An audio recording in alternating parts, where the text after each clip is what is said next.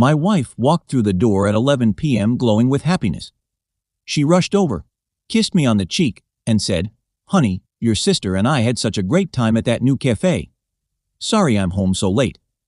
She had no idea my sister was sitting just a few feet behind her in the dark, and had already told me everything.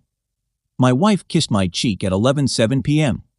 I remember the exact time because I had been staring at the microwave clock for almost 20 minutes. The kitchen was dark except for the blue numbers over the stove and a strip of moonlight coming through the blinds. The refrigerator hummed softly. The air conditioning kicked on every few minutes and pushed cold air across my bare arms. She walked in carrying that expensive floral perfume she only wore when she put real effort into getting ready. She looked happy. Not normal happy. Bright happy. The kind that reaches the eyes. She leaned down and kissed me like she had missed me. Then she apologized for being late and told me she and my sister had stayed longer than expected at some new cafe downtown. She started talking about dessert. Started describing little details. The music. The waitress. Some stupid joke my sister supposedly made. 2 feet away from her, hidden in darkness at the end of the kitchen table, my sister Emma sat completely still. My wife didn't know she was there. Emma hadn't moved in 15 minutes, hadn't spoken either. I could hear her breathing. Slow. Uneven. My wife kept smiling. Then she said Emma wanted me to stop by tomorrow. That was when I reached over and turned on the kitchen light. I still remember what happened to her face. Not shock. Shock comes fast. This looked slower. Like blood leaving skin. Like someone realizing gravity had disappeared beneath them. But by then the lie wasn't even the thing that scared me anymore. Because I already knew where she'd been. And I knew who she'd been with. I just didn't understand why she wanted me to find out. 3 months earlier, I had actually been happy about Emma and my wife getting close. Before that, they barely interacted. Holiday dinners. Birthdays. Normal family things. Then suddenly they were having brunches. Shopping trips. Wine nights. My wife started mentioning Emma constantly. At first it felt good. I figured family was becoming family. The weird feeling started small. Almost invisible. My wife would come home late with stories that sounded detailed but oddly rehearsed. Not fake exactly. Too complete. Like someone adding extra details before being questioned. One night she mentioned a restaurant receipt sitting in her purse. I wasn't looking for anything. I was grabbing gum. The receipt showed 2 entrees and wine. But at the bottom was a third item. A single old-fashioned. Emma hated whiskey. Always had. I remember standing there smelling cold leather from my wife's purse and staring at that receipt under the kitchen light. Then I convinced myself I was being stupid. 2 weeks later, Emma called me.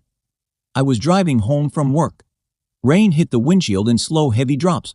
She sounded confused. Not upset. Confused. She wanted to know why my wife kept texting her asking her to confirm plans they never made. My hands tightened on the steering wheel. The wipers dragged across the glass. Back and forth. Back and forth. I remember hearing that sound more clearly than Emma's voice, because suddenly everything felt wrong. I didn't confront her. I watched. People become honest when they think no one notices. I started paying attention to little things. Location history. Receipts. Photos. Timestamps. The first thing I noticed was her car mileage. She supposedly met Emma at places 10 minutes away. The mileage said otherwise. Then I noticed deleted notifications appearing briefly on her lock screen. One name kept showing up before disappearing. Ryan. No last name. No photo. I checked our shared credit card account. There were hotel charges. Not rooms. Bars. Restaurants. Valet services. Places downtown. Places Emma had never gone. Then I found a photo. It was on social media. Not hers. Someone else's. Background photos always tell the truth. My wife sat at an outdoor rooftop bar smiling at someone across from her. You couldn't see the other person. Only part of his sleeve reflected in the window behind her. Gray jacket. Expensive watch. I zoomed in. The reflection was distorted. But I could see her hand reaching across the table. I remember sitting in my office staring at that image while fluorescent lights buzzed overhead. I thought I understood. I thought this was simple. My wife was cheating. The only question left was who Ryan was. Then another thing happened. Emma called again. This time she sounded nervous. She asked if my wife had been acting strange around me, because she'd started asking strange questions. Questions about me, about where I worked, when I got home, whether I was stressed, whether I remembered things clearly. I felt cold after that. Actually cold, not emotionally. Physically, like someone had opened a window. Because now something didn't fit. If this was just an affair, why was she investigating me? I found Ryan. Or I thought I did. He was her boss. Mid-40s. Divorced. Real estate executive. Gray suits. Expensive watches. Exactly what I'd expected. I followed them once. I hated myself for it. But I did. I sat across the street outside a hotel restaurant. The inside glowed amber through the windows. I watched them laughing together. Watched her touch his arm. Watched him put his hand on her back. I remember the smell of coffee from the cup beside me. It had gone cold 2 hours earlier. I felt strangely calm. Not angry, just empty. Because suddenly everything made sense. Affair? Lies. Cover stories. Emma used as an alibi. Simple. Human. Pathetic. I invited Emma over the next week. I packed my wife's suitcase before she got home. Folded clothes carefully. Placed it beside the front door. I watched her location moving across the city that evening. Downtown. Hotel district. Exactly where I expected. Emma sat with me in the dark kitchen. Waiting. The trap was ready. I thought I was ending a marriage. I had no idea I was walking into something else.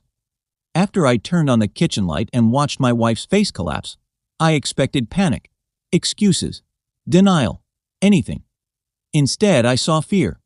Real fear. Not fear of getting caught. Fear of something arriving. She kept looking toward the window over my shoulder. Toward the driveway. Toward the front of the house. Emma noticed it too. I could see it. My wife sat down slowly. Her hands shook. Then she looked at me and asked one question. Not about the affair. Not about Emma. About my phone. She wanted to know if I'd checked my email. I remember feeling irritation before confusion. Then I opened it. There were 6 unread messages. Anonymous sender. Attachments. Photos. Security footage. GPS records. Dates, times. My car. My office parking lot. Me entering places I didn't recognize. Hotels. Restaurants. Apartment buildings. I stared at them. Then looked again. Because I wasn't alone in those pictures. There was a woman beside me. Blonde, mid-30s. Close enough to touch. Close enough to look familiar. I felt pressure building inside my ears, like descending on an airplane. Emma moved closer to me. My wife was crying now, quietly, still staring at me. Then she told me something I couldn't process. For 6 months, she'd believed I was having an affair. Ryan wasn't her lover. Ryan was a private investigator. She'd hired him. Everything she'd done, the fake girls' nights, the lies, using Emma, following me, all of it had been to catch me. The room suddenly felt too small. I remember hearing the refrigerator motor shut off. Then silence. Absolute silence. Because I knew something they didn't. I had never been to those places. The first twist came 2 days later. Ryan met me himself. He brought every file, every photo, every report. There were hundreds. And all of them showed me. Not someone similar. Me. Same clothes, same car, same face. Then he showed me security footage from an apartment building elevator. I watched myself smile at the blonde woman. Watched myself kiss her. Watched myself leave with her. Date stamp. Time stamp. Everything real. Then I saw something that made my stomach drop. The watch on my wrist. I never wore watches. I hate them. Ryan zoomed in. Engraving on the back. 3 words. To Nathan.